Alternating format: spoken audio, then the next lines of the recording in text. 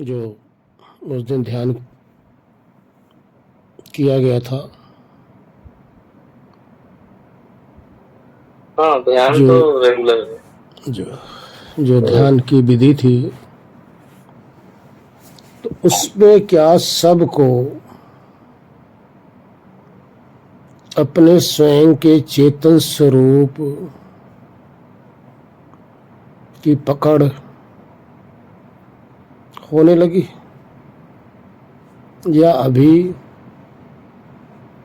स्वयं की अनुभूति या स्वयं की समझ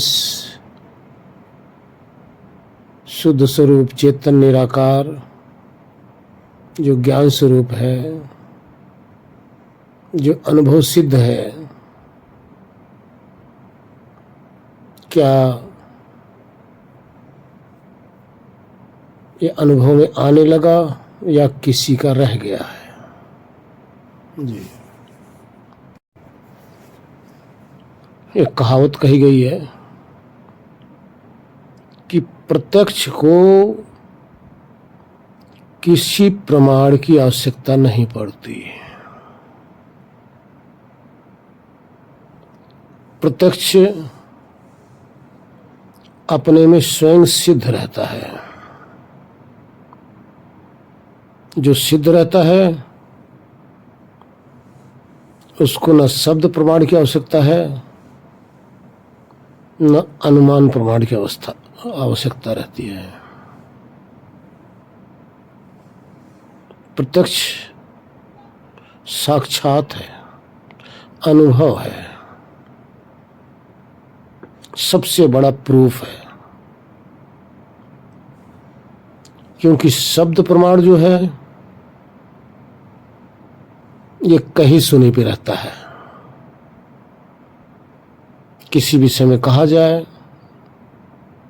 कि आत्मा है, आत्मा ऐसा है, आत्मा वैसा है,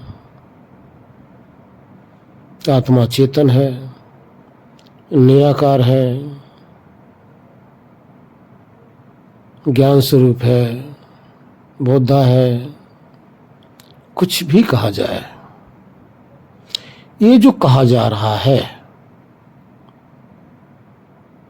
ये शाब्दिक ज्ञान है। ये शब्द के द्वारा कहा जा रहा है। ये सबसे निम्न क्लास का ज्ञान होता है, सबसे निम्न, जिसको तुच्छ भी कहा जा सकता है। सबसे नीचे क्लास का ये ज्ञान है। ये ज्ञान कहाँ कहाँ पाया जाता है? जितने भी हमारे शास्त्र हैं, धर्मशास्त्र हैं, ये शब्द प्रमाण है। जितने भी गुरु उपदेश देते हैं या सत्संग करते हैं, ये सब शब्द प्रमाण है। इसके द्वारा आपको आत्मज्ञान नहीं हो पाता। अगर आप चाहो सुन लिए, आत्मा का साक्षात्कार कर लिए, ऐसा नहीं होता। लेकिन इस शब्द प्रमाण से आपके अंदर जिज्ञासा प्रकट होती है। ये शब्द प्रमाण हमारे मस्तिष्क को, हमारे माइंड को मांझता है, धोता है, इसको अशुद्ध मन को ये शुद्ध करता है। अर्थात अन्य स्थानों से हटाकर, विषय विकारों से हटाकर सत्य ज्ञान की तरफ लाने के लिए, उस्काने के लिए, उधर प्रेरित करने के लिए ये शब्द प्रमाण की आवश्यकता पड़ती है। उसके बाद में एक अनुमान प्रमाण होता है। प्रूफ कह रहा हूं मैं, ये प्रूफ है। प्रमाण अर्थ प्रूफ। अनुमान प्रमाण क्या है?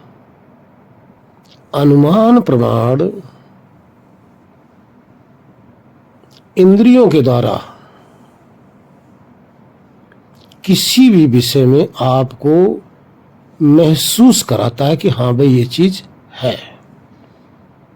एक प्रकार का आइडिया कह लो, आइडिया लगने लग जाता है कि हाँ हमें लगता है कि ये चीज है। वो जो आइडिया है अनुमान प्रमाण है, प्रत्यक्ष नहीं होता, लेकिन प्रत्यक्ष से थोड़ा सा दूर अवश्य रहता है। आपको भूख लगी हुई है, महसूस हो रहा है, ये क्या है? आपको प्यास लगी है, महसूस हो रहा है, ये क्या है?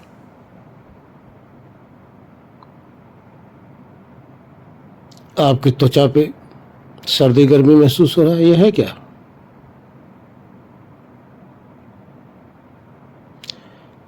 कहीं आग लगी है, वहां से गर्माहट आ रही है, ये है क्या? कहीं आप बैठे हो, बाहर से ठंडी हवा आ रही है, ये है क्या? ये अनुमान प्रमाण है। बारिश हुई कहीं से, कहीं से बारिश हुई, ठंडी हवा आ रही है, बारिश आपने देखा नहीं, आपको महसूस हो रहा है कि कहीं न कहीं बारिश हुई है। अवाज मारो पहुंचतो के न पहुंचतो न खबर હવે આમાં। आप घर में बैठे हैं, ट्रेन की आवाज आ रही है,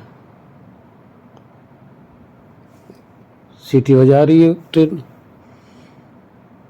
ये क्या है? आपको पता है कि ये ट्रेन की आवाज है और आपको ये भी पता है ट्रेन जा रही है। कहीं बस ट्रक जा रही है सड़क पे, आप काफी दूर बैठे हो अपने घर पे,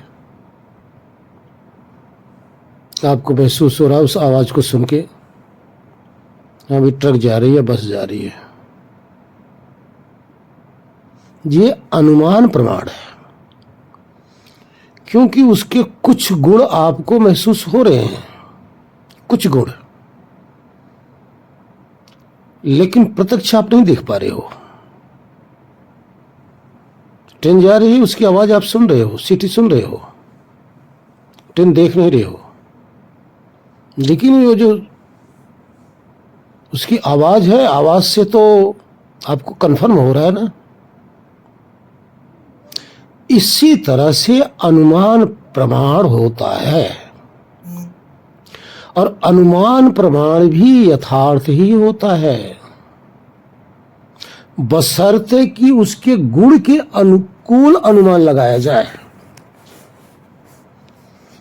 अगर उसके गुण के प्रतिकूल अगर अनुमान लगाएंगे तो ये आपका अनुमान नहीं है, ये तो कल्पना हो गया। इसी तरह से जब किसी तरफ आप देखो, किसी की तरफ, किसी भी देहधारी की तरफ, जो आपको आंखों के झरोखे से आपकी तरफ झांकता हुआ नजर आता है, ध्यान रखना, झांकता हुआ, इस रेटिना के अंदर से, आंखों के अंदर से जब झांकता है तो उसके हाव भाव को देखिए, उसका भाव कैसा है। कुत्ते बिल्ली हैं, पशु हैं, कुत्ते अगर आपकी तरफ देख रहे हैं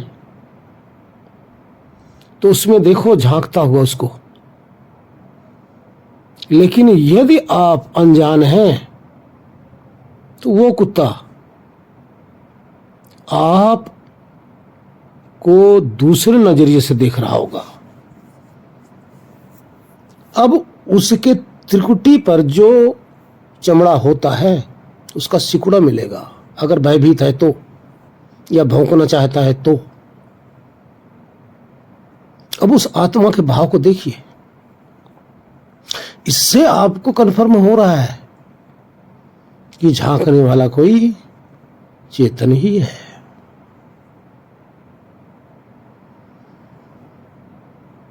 अगर उसकी त्रिकुटी बिरकुटी चमड़ा सिकुड़ा हुआ है तो इसका अर्थ है वो प्रसन्न नहीं है।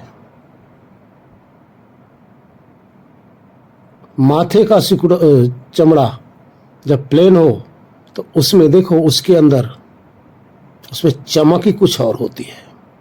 जब कुत्ते को अगर आप प्यार से पुचकारोगे ना तो उसके माथे की चमक कुछ और होगी। भयभीत होगा तो उसका कुछ और ही पहचान होगी। इसी तरह से मनुष्यों की तरफ देखो, किसी की तरफ आप देखते हो तो वो खुश है या दुखी है आपको पता चलता है। अब इससे सिद्ध हो जाता है, अनुमान लगता है कि इसमें चेतना है। जब शब्द अपना बोलता है वाणी से तो यह सिद्ध होता है कि इसके अंदर कोई वक्ता है जो वाणी के द्वारा अपने भाव को प्रकट कर रहा है। ये इसके गुण है, ये इसकी कला है, अपनी कला को बिखेर रहा है। इस कला के द्वारा हम समस्त देहों के अंदर जो विराजमान चेतन देव है हमें अनुमान ज्ञान के द्वारा सदा सब में ज्ञान होता है कि चेतना है। उसको आप मृत नहीं घोषित करते कि मर गया है, लेकिन यही जब उसके गुण उसकी कला, ध्यान रखना एक कला आप देख रहे हैं लेकिन कला के द्वारा अनुमान से आप जीवित स्वीकार कर रहे हो। यही अनुमान प्रमाण है, यही आइडिया है। आइडिया वही जिसमें कल्पना ना हो, आइडिया वही जिसमें उसकी कला प्रकट हो रही हो, लेकिन कलाकार आप नहीं अनुभव कर पा रहे हो। ध्यान रखना, कलाकार को आप अनुभव नहीं कर पा रहे हो लेकिन उस कला को अनुभव कर रहे हो। ये है अनुमान प्रमाण, ये है अनुमान ज्ञान।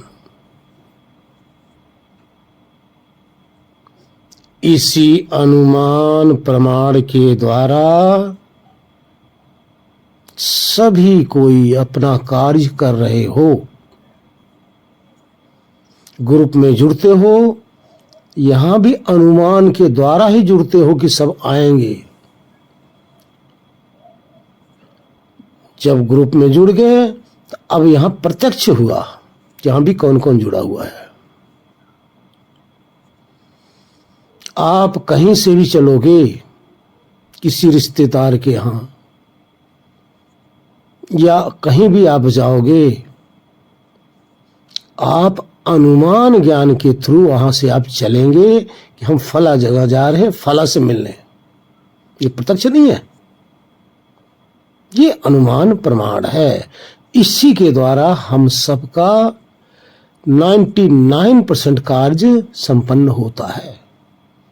लेकिन जब जिसके यहां पहुंच गए, पहुंचने के बाद जब उसका साक्षात्कार हुआ तो ये है प्रत्यक्ष प्रमाण है।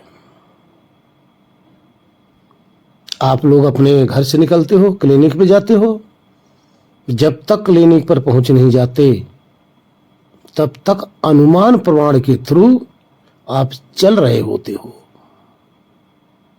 क्लिनिक पे पहुंच गए, अब ये आपका प्रत्यक्ष प्रमाण हो गया।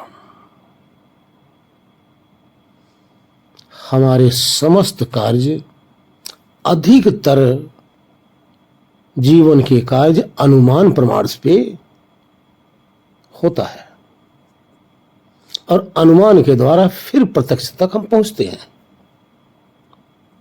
और प्रत्यक्ष में पहुंचने के बाद में अनुमान भी हट जाता है। अनुमान तब तक जब तक प्रत्यक्ष नहीं होता। प्रत्यक्ष का अर्थ है जिसके लिए आप चल रहे थे, अनुमान लगाए थे, वो आपको सामने प्रत्यक्ष साक्षात्कार हो गया। उसके बाद में आपकी मंजिल की प्राप्ति हो गई। उसके आगे आपको कुछ नहीं करना होता है, आपने प्राप्त कर लिया। तो 3 प्रकार के प्रमाण से संसार का समस्त कार्य संपन्न होता है।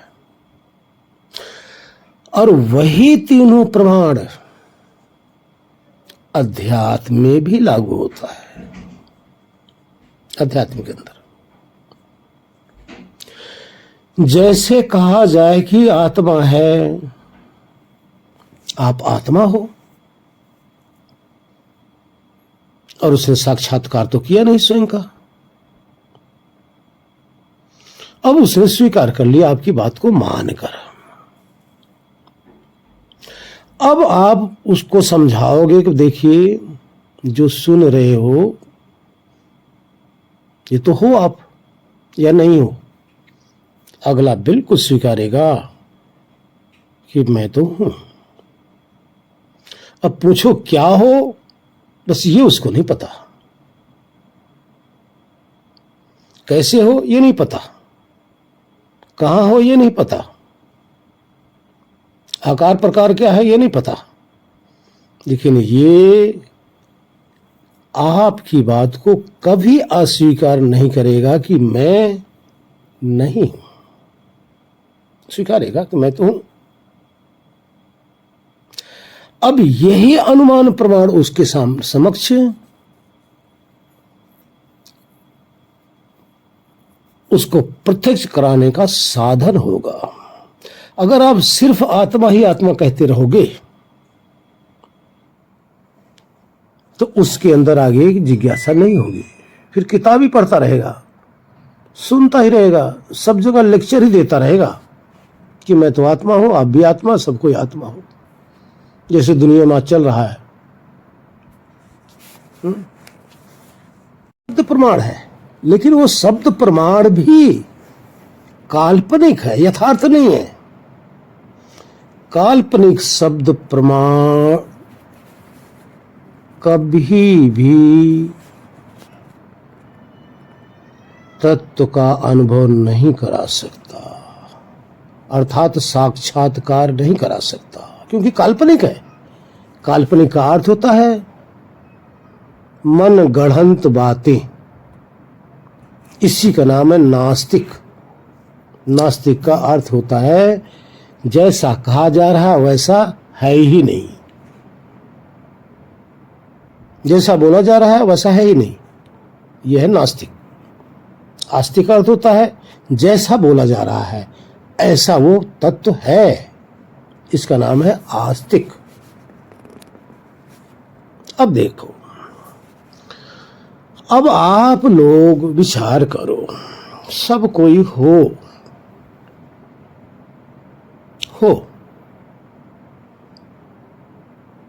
सब स्वीकारते हैं, हर जीव स्वीकारते हैं, हर देह स्वीकारते हैं। पागल से पागल, पढ़ा भी, अनपढ़ भी, डॉक्टर भी, वैज्ञानिक भी, हर कोई स्वीकारता है कि हम तो हैं। इतना ही नहीं, किसी भी पशु पक्षी की तरफ आप हाथ उठाओ, पक्षी कहीं बैठी हो, आप हाथ ऊपर कर लो, वो तुरंत भाग जाएगा। क्यों? अब उसको भय लग रहा है कि कहीं मुझे मारेगा तो नहीं।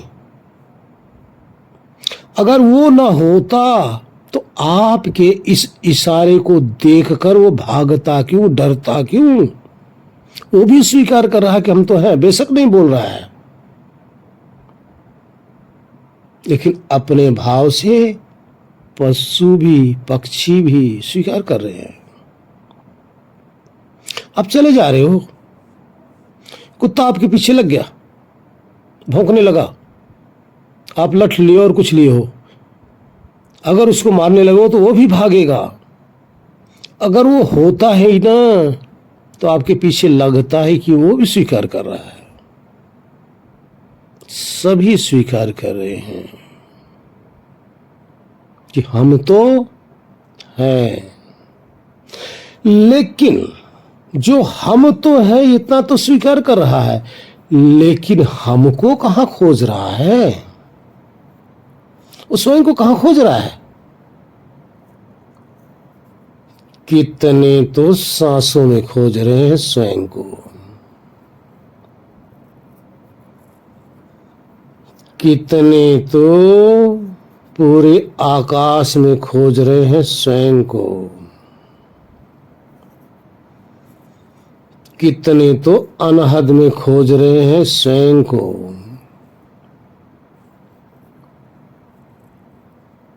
कितने तो खुशबू में सूंघ खोज रहे हैं स्वयं को,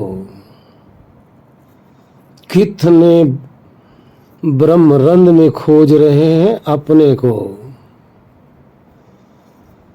कितने त्रुटि में खोज रहे हैं अपने को, कितने पूरी शरीर में खोज रहे हैं अपने को, कितने कभी तीर्थ स्थान, कभी पहाड़ों में, कभी गुफाओं में, कहीं न कहीं खोज रहे हैं।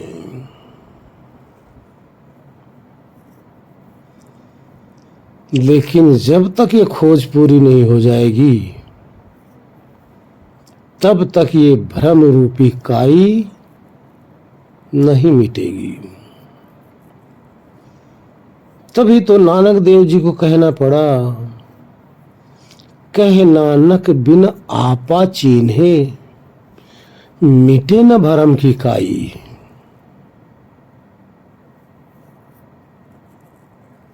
जब तक अपने आप को नहीं पहचान लेंगे तब तक भ्रम रूपी काई नहीं मिट सकती। तो अब आइए जहां आप देख रहे हैं, जिसमें आप देख रहे हैं, जिसको आप देख रहे हो, कौन है वो देखने वाला? किसी भी रूप को आप देख रहे हैं, कौन है वो? आप ही तो। संसार में तो आप कह रहे हो कि मैंने देखा, मैं यहां जा रहा हूं, मैं वहां जा रहा हूं, मैं फला जगह हूं, मैं ढकना जगह हूं। आप ही तो कह रहे हो ना। तो इस तरह से जो अपने आप को कह रहे हो, ये हो कौन? नहीं मानते अपने आप को, नहीं स्वीकारते अपने आप को कि मैं वही चेतन हूं, मैं ही ये चेतन हूं, नहीं स्वीकारते। संसार में, व्यवहार में आप स्वीकार रहे हो, लेकिन अगर आपको ध्यान में समझाया जाए तो आपकी दृष्टि वहां पहुंचती नहीं, मानने के लिए तैयार ही नहीं हो। वहां भी आप बैठोगे ना तो कभी मन के विचार को देखोगे, तो कभी आप देखोगे भी सब जगह खाली खाली है, कभी आप देखोगे शांति हो रही है, कभी कुछ देखोगे। ये क्यों नहीं देख रहे हो कि ये सब जानने वाला ही मैं हूं, ये मेरा स्वरूप है। ध्यान में भी जाकर आप दूसरे में घुसे पड़े रहते हो, संसार में तो दूसरे में घुसे ही हो, अपने आप को छुड़ा नहीं पा रहे हो। यहां बताने के बावजूद भी, समझाने के बावजूद भी आप दूसरे में डूबते चले जा रहे। क्यों? ये समझ कब आएगी आपको?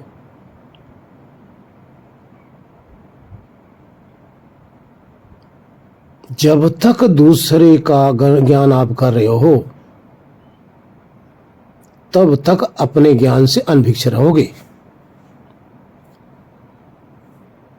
जब तक दूसरे में आप लगे रहोगे तब तक अपना झलक भी नहीं पाओगे। जब तक दूसरे का बोध करते रहोगे अपना प्रतिबोध नहीं कर पाओगे। क्यों? क्योंकि एक ही तो आप हो या चार हो अंदर। आप सिर्फ एक ही हो, दो नहीं हो वहां। आप स्वरूप से एकलौता हो, केवल अकेला हो, दो नहीं है। आप द्वैत नहीं हो, अद्वैत हो। आप चाहो कि एक साथ अपना भी करूं दूसरे का भी करूं, नहीं। आप जिस पल में जिसका ज्ञान करना चाहोगे वही हो पाएगा, लेकिन जिसका ज्ञान कर रहे होगे वो तो ज्ञान हो रहा होगा, लेकिन दूसरे से अनभिक्ष रहोगे। यही पागलपन सब कोई ध्यान में भी करते हैं। ये पागलपन, यही समझ में नहीं आती। अंदर बैठेंगे बेहोशी में चले गए, क्या पागलपन है?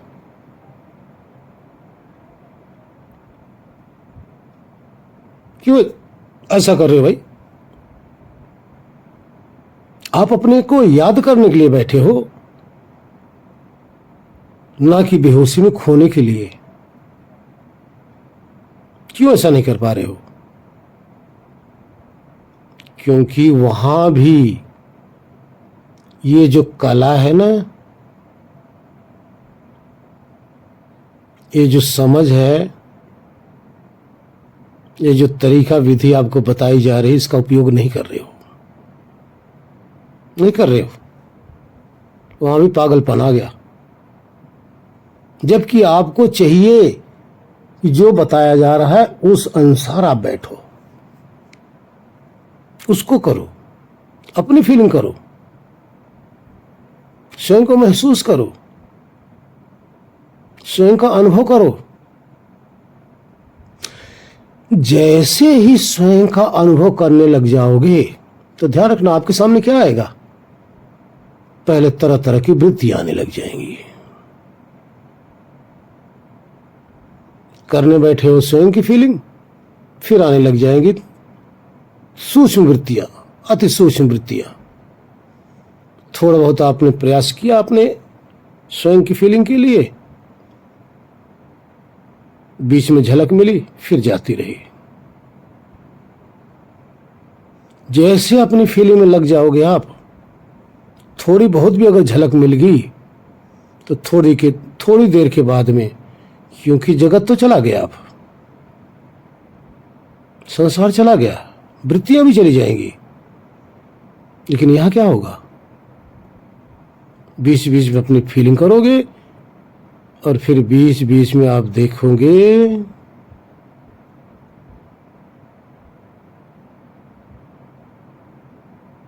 अपने आप को बिल्कुल खाली पाओगे।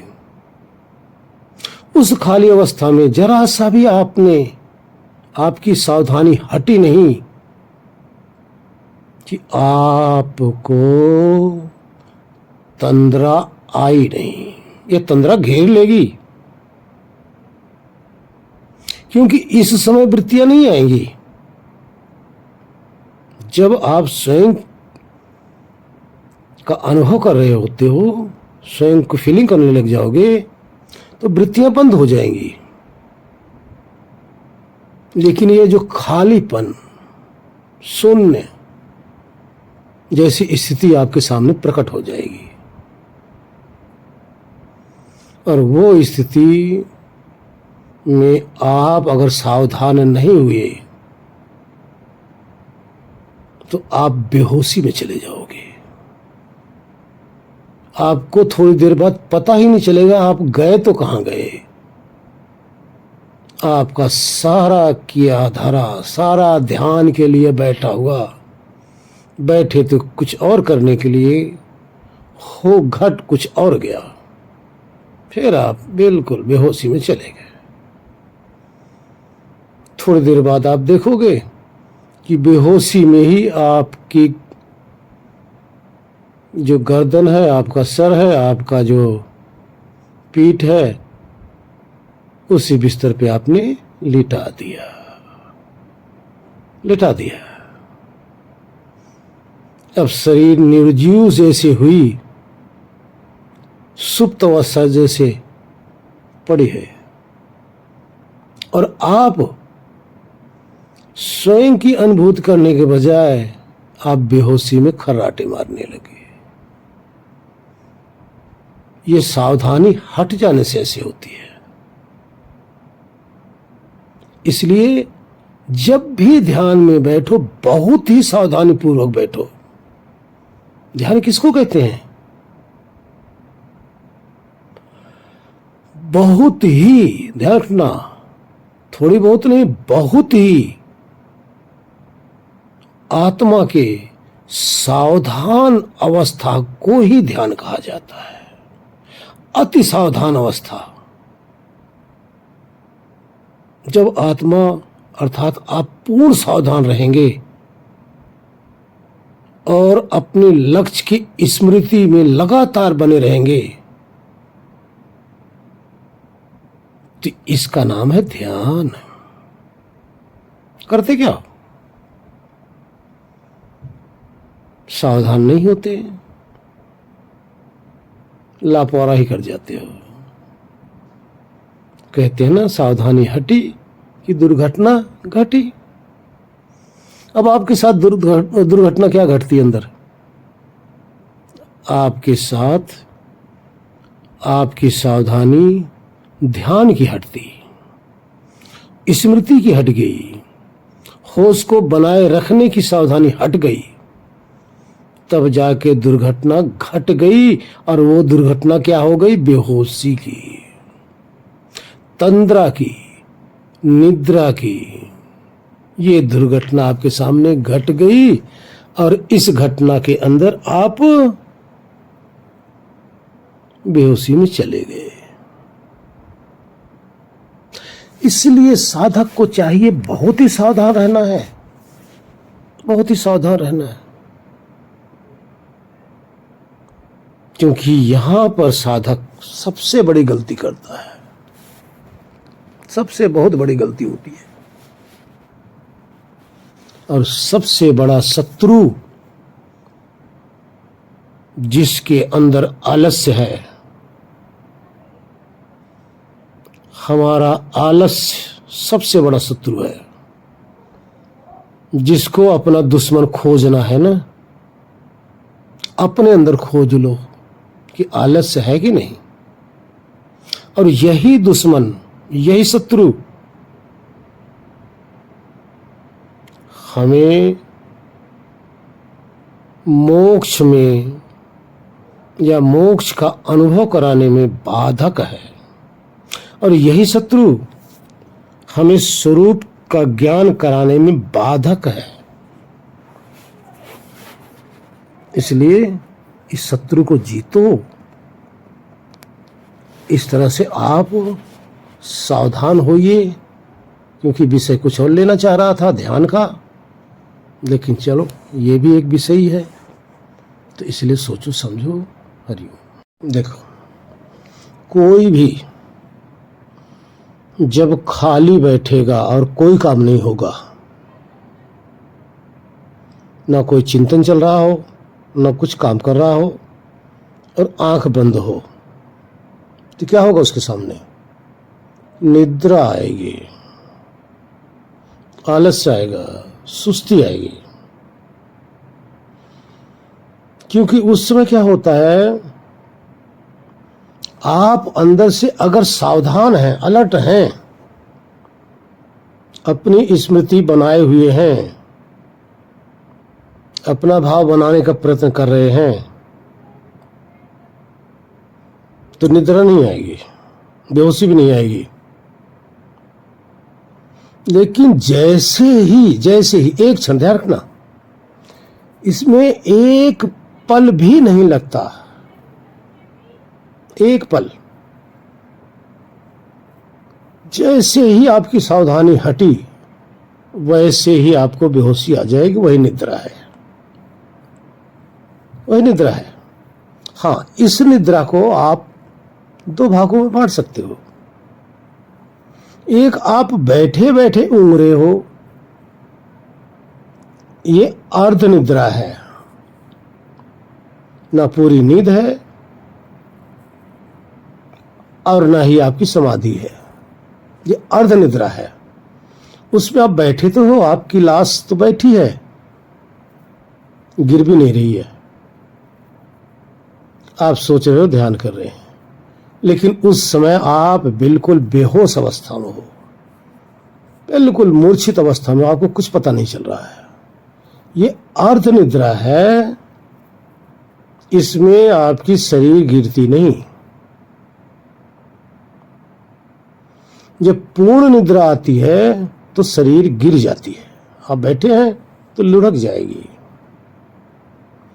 कभी आपने देखा होगा, आप बैठो, बैठे बैठे आपकी आंख बंद हो, आप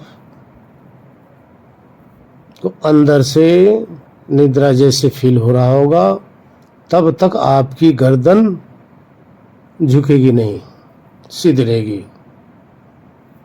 लेकिन जैसे ही ये निद्रा आएगी, उस समय आपकी गर्दन तुरंत का तुरंत लुढ़क जाएगी। कभी कभी आप देखो, बैठे बैठे गिरने को हो जाता है आदमी, झटका लगता है।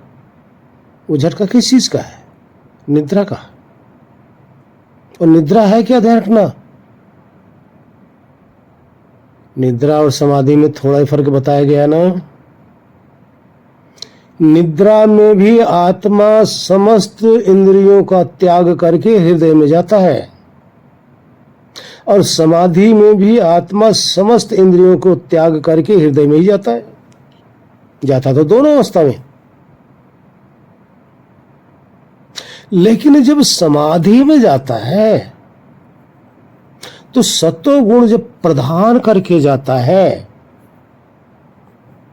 तो गर्दन लुढ़कती नहीं है, और हृदय के अंदर उस ब्रह्मानंद में हिलोरे लेता रहता है, ब्रह्मानंद के हिलोरे को लेता रहता है, मस्त होता रहता है।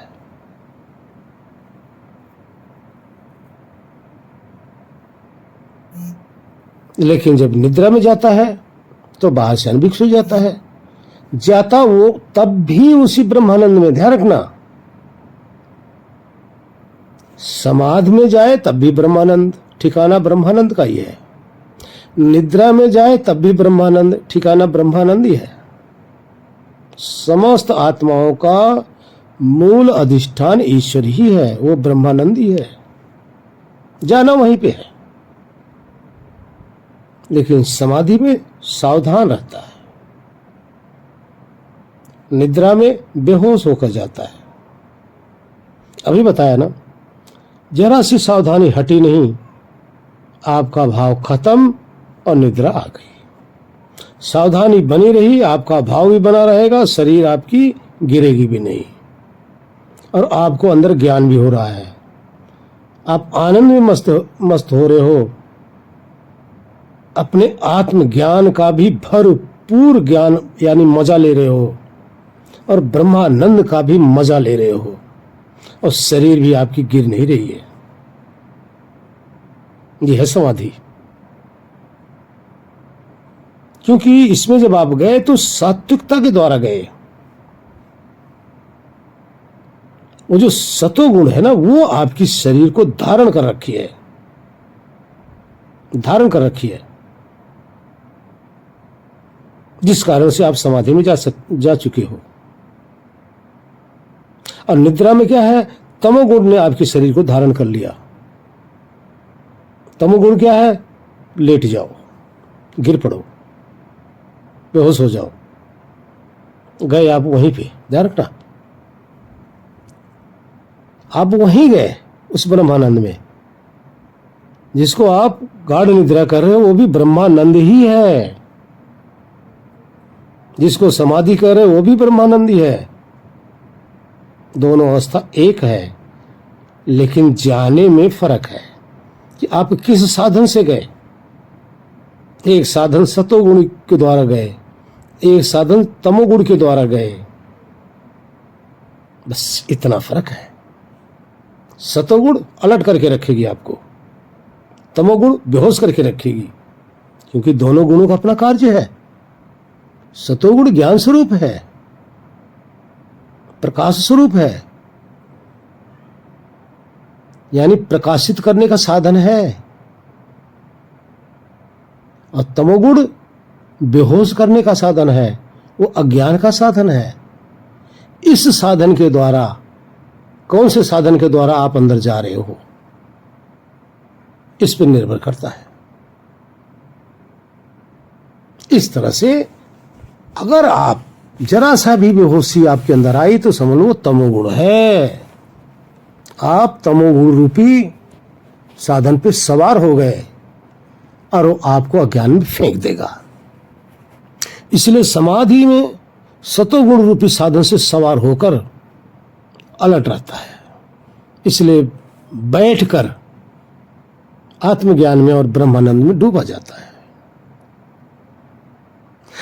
और तमोगुण में वो अज्ञान का साधन है, इसलिए लेट के खर्राटे मारा जाता है। हरि ओम।